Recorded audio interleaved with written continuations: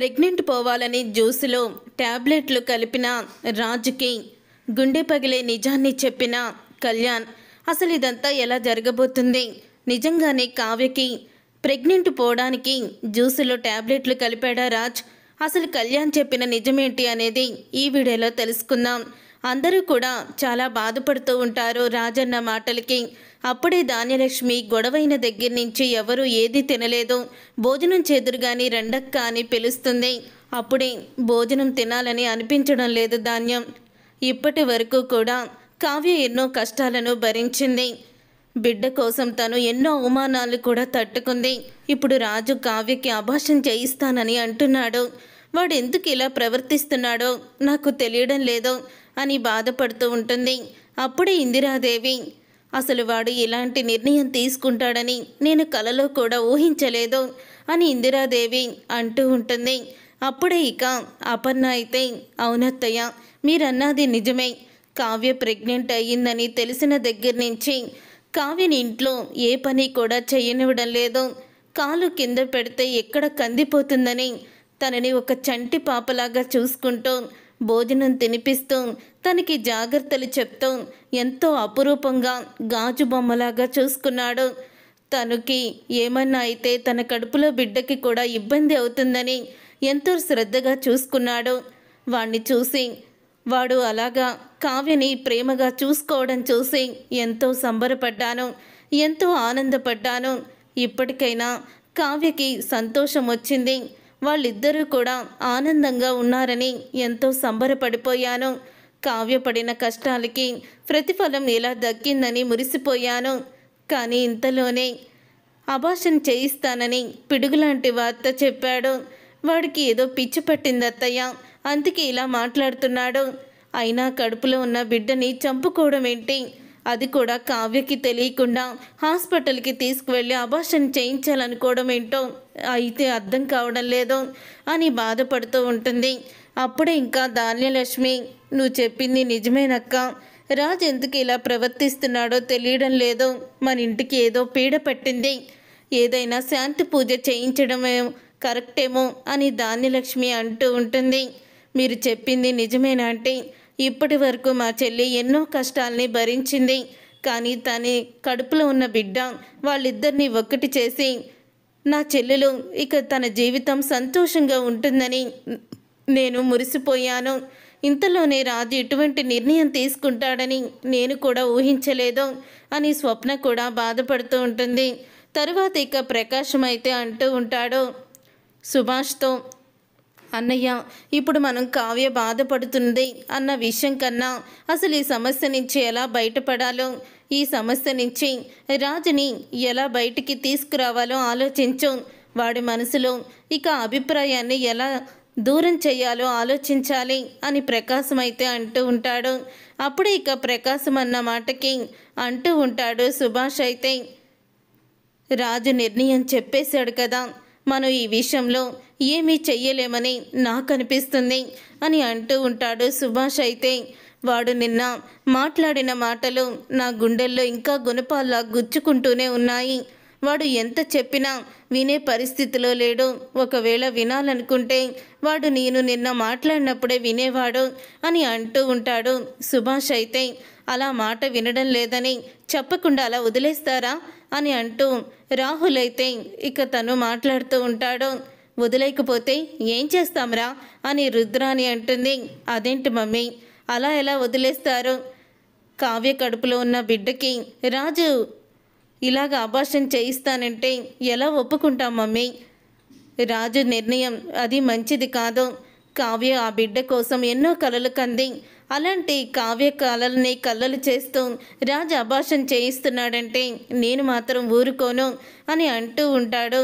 రాహుల్ అయితే, ఊరుకోపోతే ఏం చేస్తావురా అని అడుగుతూ ఉంటుంది రుద్రాణి. అప్పుడే ఇక రాహుల్ అయితే, అడుగుతాను, నేనే వెళ్ళి రాజుని నిలదీస్తాను, ఎందుకు నువ్వు ఇలా చేస్తున్నావని అడుగుతాను అని అంటూ ఉంటాడు రాహుల్. అప్పుడే రుద్రాణి అయితే, నువ్వు అడగంగానే వాడేమంటాడో తెలుసా, నా బిడ్డ నా ఇష్టం, నేనేదైనా చేసుకుంటాను అని అంటాడు. అప్పుడేం చేస్తావు అని రుద్రాణి అడుగుతూ ఉంటుంది. అలా అనుకుంటే ఎవరు బిడ్డ వాళ్ళిష్టం వాళ్ళకి హక్కు ఉందంటే ఈ ప్రపంచంలో ఎవరు మిగలరు మమ్మీ. మరి తన బిడ్డ తనకి హక్కు అని అంటూ ఉంటున్నాడే, మరి తనని నవమాసాలు మోసేది కావ్య. మరి తన బిడ్డకి మీద కావ్యకి కూడా హక్కు ఉంటుంది కదా. కావ్యకి తెలియకుండా, కావ్యకి ఇష్టం లేకుండా అబార్షన్ చేయించడం కూడా తప్పే కదా అని రాహుల్ అంటూ ఉంటాడు. అయినా ఈ విషయం మన ఇంటి ప్రెస్టేజ్కి కూడా సంబంధించింది. మన ఇంటి ప్రెస్టేజ్ కూడా పోతుంది. ఇలా ఇంటి కోడలికి అబార్షన్ చేయించారని మీడియా వాళ్ళకి తెలిస్తే మన కుటుంబ పరువు ఏమవుతుంది? ఇవన్నీ కూడా ఆలోచించుకోండి. దుగ్గిరాల కుటుంబం పరువు పోకుండా ఉండాలన్నా రాజుని నిర్ణయం మార్చుకోమని చెప్పాలి అని అంటూ ఉంటాడు రాహుల్. అయితే అప్పుడే ఇక స్వప్న అయితే, థ్యాంక్స్ రాహుల్, నువ్వు నా చెల్లెలి గురించి ఇంతలా ఆలోచిస్తావని అనుకోలేదు. నా చెల్లెలి గురించి, నా చెల్లెలి సంతోషం గురించి నీ వంతు సహాయం నువ్వు చేస్తానని చెప్తున్నావు. మీ అమ్మలాగా కాకుండా నీలో కొంచెం మానవత్వం ఉందని అనిపిస్తుంది అని స్వప్న అయితే అంటూ ఉంటుంది. రాహుల్ అయితే, రాజుతో నేను మాట్లాడతాను, మాట్లాడి తన నిర్ణయాన్ని వెనక్కి తీసుకోమని నేను చెప్తాను, ఖచ్చితంగా మాట్లాడతాను అని రాహుల్ అయితే అంటూ ఉంటాడు. ఇక అందరూ కూడా రాహుల్ మాటలకి చాలా ఆనందపడుతూ ఉంటారు. ఇక ఇదంతా ఇలా జరుగుతూ ఉండగానే కావ్య అయితే రూమ్లో కూర్చొని ఆలోచిస్తూ ఉంటుంది.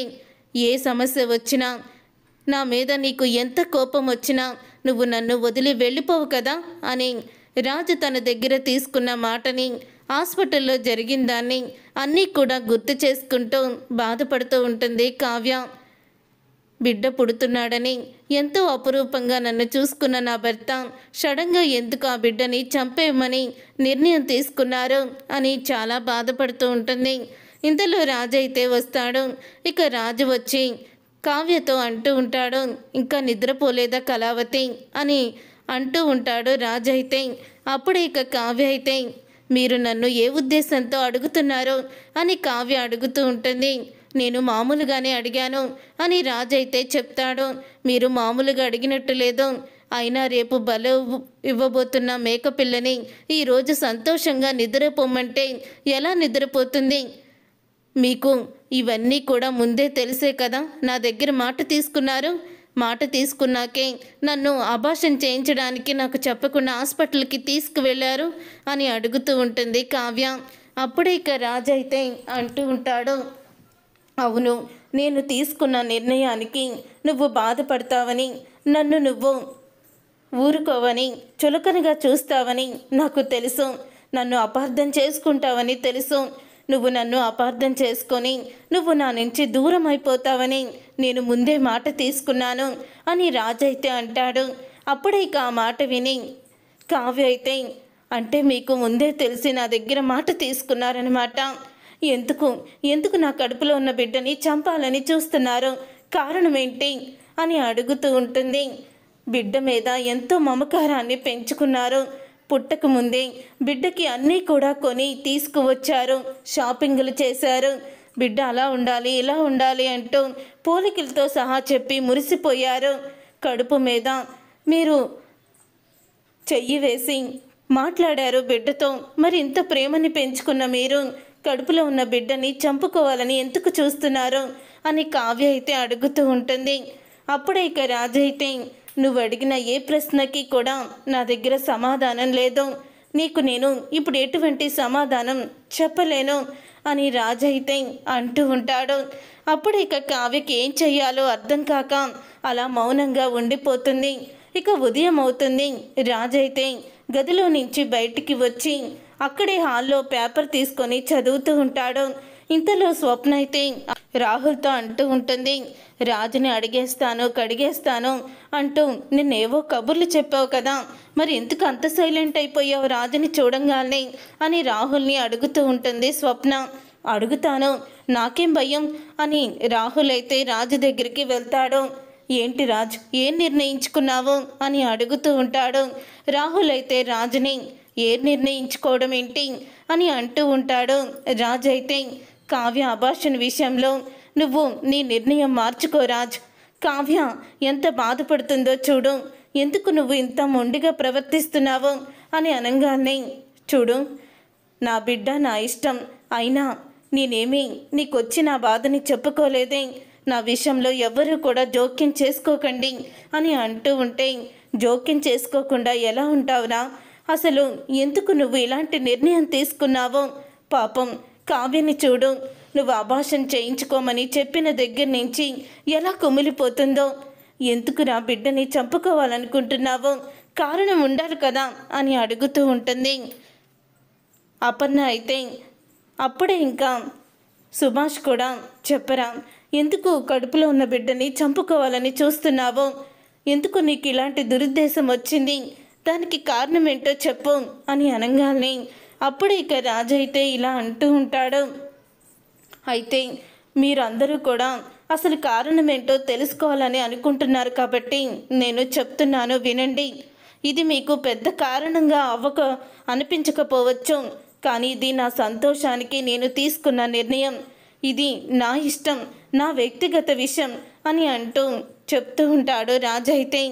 నేను కావ్య ఇన్నేళ్లలో ఎప్పుడూ కూడా సంతోషంగా కలిసి ఉన్నదే లేదో, అందుకనే ఇంకొన్ని రోజులు మేము సంతోషంగా గడపాలని అనుకుంటున్నాము.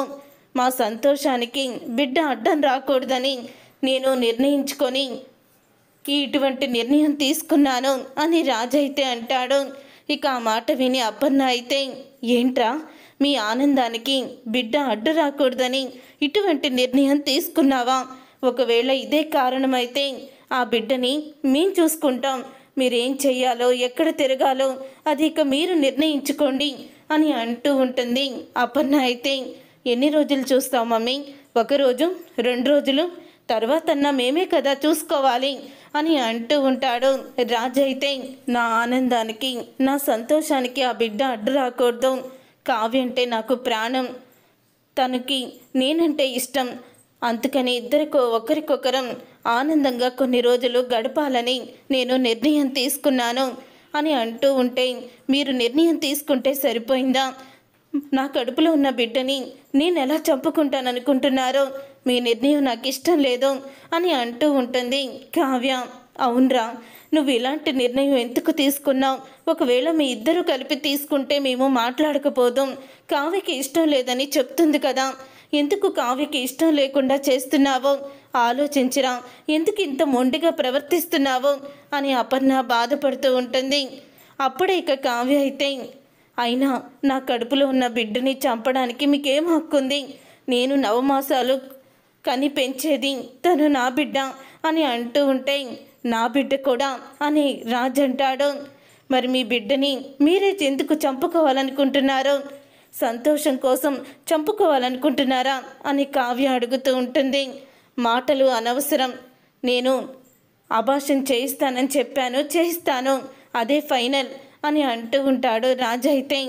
సరే, నిన్ను ఒక విషయం అడుగుతాను, నీకు బిడ్డ కావాలా లేకపోతే నేను ముఖ్యమా, బిడ్డ ముఖ్యమా?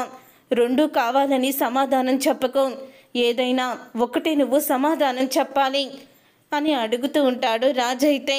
ఏంట్రా నీ సమాధానం అని అంటూ ఉంటుంది.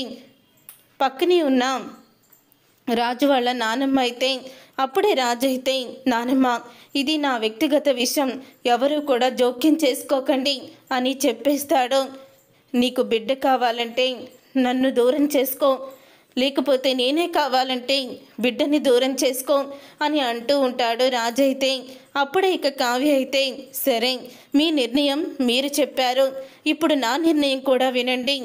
నాకు మీకన్నా నా కడుపులో ఉన్న నా బిడ్డే ముఖ్యం అని అంటూ ఉంటుంది కావ్య అయితే. అప్పుడే ఇంకా ఆ మాట విని ఒక్కసారి రాజు అయితే షాక్ అయిపోతూ ఉంటాడు. అక్కడ ఉన్న వాళ్ళు కూడా షాక్ అయిపోతూ ఉంటారు. ఇక తర్వాత అయితే కావ్య రత్తాల్ని జ్యూస్ తీసుకురమ్మని అడుగుతుంది. ఇక రాజు అయితే, జ్యూస్ నేనిస్తాను అంటూ తనే స్వయంగా జ్యూస్ చేసి అబార్షన్ చేయడానికి ట్యాబ్లెట్లు అయితే ప్రెగ్నెంట్ పోవడానికి కలుపుతాడు. ఇక ఆ జ్యూస్ని తీసుకువెళ్ళి కావ్యకి ఇస్తాడు. అప్పుడే ఇక కావ్య అయితే, అసలు ఈ జ్యూస్ని తీసుకురమ్మని మీకు నేను చెప్పలేదే అని అంటూ ఉంటుంది. నీకు జ్యూస్ నేను తీసుకురాకూడదా? నేను తీసుకొస్తే తాగవా అని అంటూ ఉంటాడు రాజా మాట అనగానే ఇక కావ్య అయితే, ఆ జ్యూస్ని తాగుతుంది. ఇక కావ్య ఆ జ్యూస్ని అలా తాగుతూ ఉంటే అప్పుడే ఇక కళ్యాణ్ అయితే వస్తాడు. కళ్యాణ్ వచ్చి జ్యూస్ కావ్య తాగడం చూసి షాక్ అయిపోయి ఉండిపోతాడు. అప్పుడే ఇక రాజైతే కళ్యాణ్ని చూసి కళ్యాణ్ దగ్గరికి అయితే వస్తాడు. రే ఏంట్రా, ఎందుకు నువ్వు అంత షాక్ అయిపోయావో అని అనగానే, అన్నయ్య నువ్వు వదినికి ట్యాబ్లెట్స్ కలిపావా? అయ్యో ఘోరం జరిగిపోయిందన్నయ్య, వదినికి ఎటువంటి ప్రాబ్లం లేదో అని కళ్యాణ్ అయితే నిజాన్ని బయట పెడతాడు. అది విని రాజు ఒక్కసారి షాక్ అయిపోతూ ఉంటాడు. చూసారుగా ఫ్రెండ్స్, రాబోయే కథలో మరి కావ్యకి నిజంగానే ప్రెగ్నెంట్ పోతుందా? అసలు కావ్యకి ఎటువంటి ప్రాబ్లం లేదని ఆఖరి నిమిషంలో కళ్యాణ్కి ఎలా తెలిసింది? అసలు ఏం జరిగింది అనేది రాబోయే కథలో తెలుసుకుందాం. ఈ వీడియో మీకు నచ్చితే తప్పకుండా లైక్ చేసి ఛానల్ని సబ్స్క్రైబ్ చేసుకొని పక్కనే ఉన్న గంట సింబల్పై ఆల్ అని క్లిక్ చేయండి.